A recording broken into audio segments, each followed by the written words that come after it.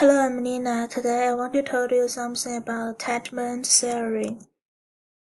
It is a psychology theory about the relationship between parents and their children. There are some good examples to explain that. I believe most of us may face this case when we leave our parents' care and go to school in a very young age. Children always cry and feel afraid and stressed when they leave their parents.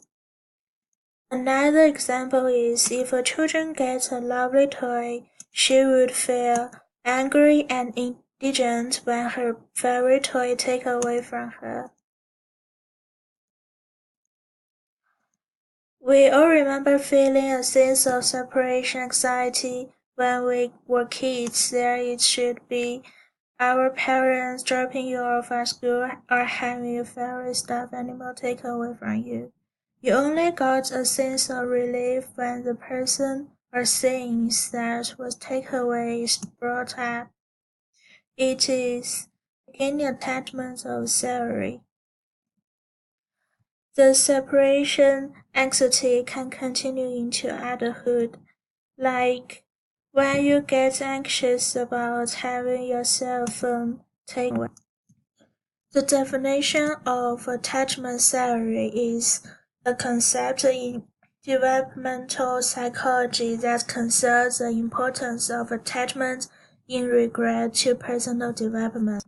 Specifically, it makes a claim that the ability for an individual to form an emotional and physical attachment to another person gives a sense of stability and security necessary to take risks, branch out, and grow and develop as a personality.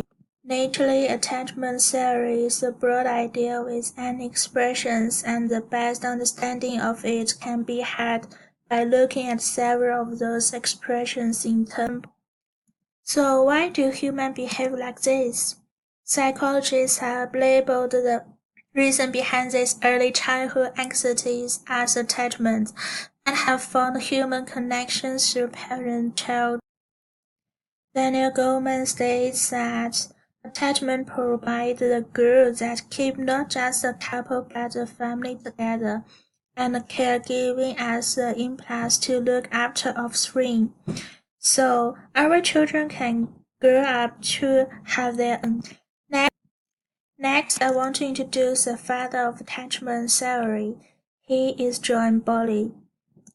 John Bowley was the first to coin the term. His work in the late 16th established a precedent that childhood development depended heavily upon a child's ability to form a strong relationship with at least one primary caregiver. Generally speaking, this is one of the parents. Bowley's studies in childhood development and temperament lead him to the conclusion that a strong attachment to a caregiver provides the necessary sense of security and foundation. Without such a relationship in place, Bowley found that a great deal of developmental energy is expended in the search of stability and security. The strange situation experimental producer was developed by Ainsworth and her colleagues in 1970s.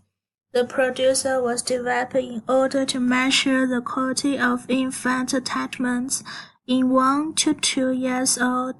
The experiment sample consisted of approximately 100 middle-class American families. The producer consists of 8 separate yet continual episodes that gradually escalate the amount of stress infants experience as they react to the approach of an adult stranger and the departure and turn of their caregiver. Through these episodes, the researchers defined 4 types of infant attachment: secure, resistance, avoidant, and disorganized. In the experiment, Ainsworth lets a parent and her children who is between the age of 9 to 18 months in a room. Then she would bring a stranger in the room. While the child was preoccupied with the stranger, the parent would leave the room. Afterwards, the children would react to the missing parents and said parents would come back. Through the experiment, Ainsworth hiked three types of attachment. The first is secure attachment, the second is anxious avoidant attachment, the third is anxious ambivalent attachment. The first type of attachment was introduced later on married men. It is disoriented attachment. Secure attachment shows this kind of children play with their toys happily when they stay with their parents, but they do not depend on their parents too much. However, when their parents leave, they would feel a little bit worried. They would calm down and contract with their parents quickly when their parents come back. Anxious avoidance attachment shows this kind of children may feel very worried and stressed when their parents leave. When parents come back, children will not connect with their parents. They always show the emotion like they don't care their parents. There's no difference between the comfort of a stranger and the comfort of the mother. Anxious ambivalence attachment shows the children react strongly to the mother's departure.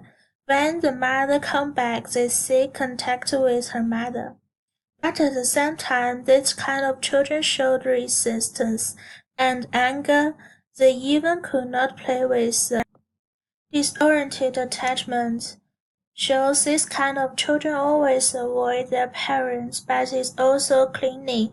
When the parents leave and comes back, the children look dead and distraught. Our attachment style with our parents growing up plays a huge role in how we live our lives today. The early stage of childhood are the most crucial in development. This time in a child's life is when they have experiences that shape how we relate to other people. Having a healthy relationship with a child's parents is key in his development. It is hard in some families for the children to get sense of attachment to their mothers. There are a few reasons for this. The first is the mother has postpartum depression and withdrawal from the baby. The second is the lack of resources that makes a family less ready to focus on building attachment. Influence of attachment theory is the emotional challenges beginning in childhood. The conflict between us and our parents can go back to the mother who was taken care in childhood. A child can develop his talent with confidence by establishing the strong spiritual bond with at least one adult. So what should we do? Love your children as much as you can. They are innocent, self-positive, and dependent on your care. You need to look closely at her, and when you find out that she needs to satisfy her as much as possible, which is the best gift you can give to your children. As the children grows, we become more and more aware of the power and strength she possesses. So what we need to do is to observe the children carefully, find out her real needs and try our best to satisfy her. Children are eager to grow up, eager to learn all kinds of knowledge and skills, as well as parents' instinctive willingness to take care of their children. Follow your instincts and watch. You will be able to communicate with your kids. That's all. Thank you.